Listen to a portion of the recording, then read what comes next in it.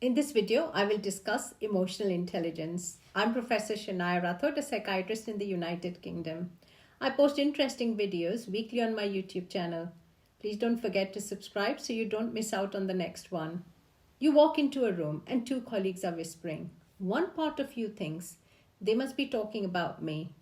Another part says, maybe they are just discussing work. So what would your reaction be? Whether you feel hurt, anxious, or indifferent, this depends on your mind lens, what I call the prism through which we view the world. It is shaped by our biology, past experiences, traumas, and emotions. Emotional intelligence is the skill that helps us adjust this mind lens so we don't get trapped in assumptions, overreactions, or emotional spirals.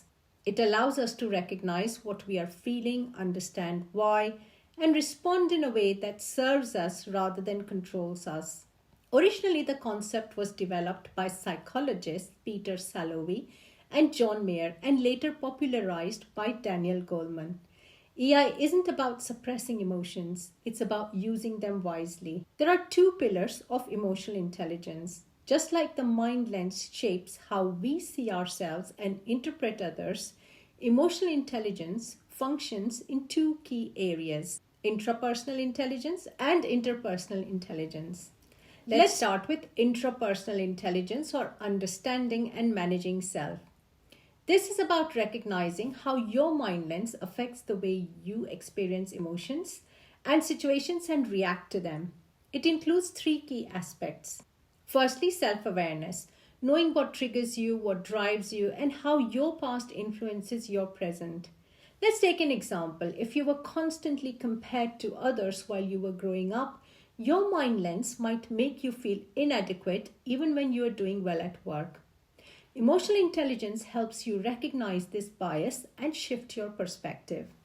Secondly, emotional regulation. This is about managing emotions so that they work for you rather than work against you. As an example, you receive negative feedback at work. Instead of spiraling into self-doubt, you take a deep breath, remind yourself it's constructive, and focus on improving. Emotional intelligence makes this happen for you. And thirdly, self-motivation. Understanding what fuels you and staying driven even when emotions try to pull you off track. As an example, your proposal at work is not accepted. Instead of thinking, I'm just not smart enough, you see it as an opportunity to change your approach and try again. The second pillar is interpersonal intelligence, or understanding and managing relationships. Once we adjust our own mind lens, we can better understand how other lenses shape other people's emotions and behaviors. Now, there are two aspects to this. First is empathy, meaning seeing the world through someone else's mind lens. As an example, your boss cancels supervision at the last minute. Instead of assuming they don't value your time, you consider they might be struggling with their own time pressures. And secondly, relationship management, or navigating social dynamics, resolving conflicts, and building strong connections. As an example, a colleague might seem rude and dismissive. Instead of reacting defensively, you take a moment to understand what might be causing their behavior and respond with patience. So, how can you strengthen your emotional intelligence? Let me tell you a few techniques. Firstly, name it to tame it. Recognizing an emotion takes away its power. When you feel overwhelmed, pause and name what you're feeling. I'm frustrated. This small act moves you from emotional reaction to conscious response. Secondly, challenge your default mind lens. Ask yourself, am I seeing this situation accurately, or is it my past shaping my perception? Instead of assuming someone ignored your message because they don't care, consider alternative explanations. Third technique is using the 90-second rule. Science shows that emotions last around 90 seconds unless we keep feeding them with thoughts. So the next time anger and anxiety spikes, take deep breaths and let it pass instead of mentally fueling it. Fourth is practice curious listening. Instead of preparing your response while someone is talking, listen fully. Ask, what is this person's mind lens? What is shaping their perspective?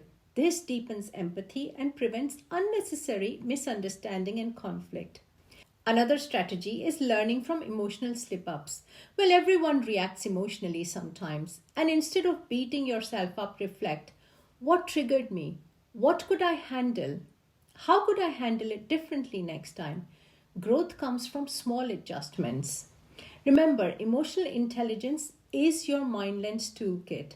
Life constantly presents situations that trigger emotional reactions. Developing emotional intelligence helps us clean, adjust, and expand our MindLens so we don't fall into automatic emotional patterns or misunderstandings. The more we refine our self awareness, regulation, and empathy, the clearer we see the world and the more power we have to shape our lives. If you enjoyed today's video, please subscribe to my channel.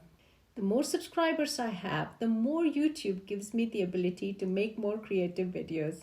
Like it, share it, tell it. Tell it to all the people you know. And thank you for watching.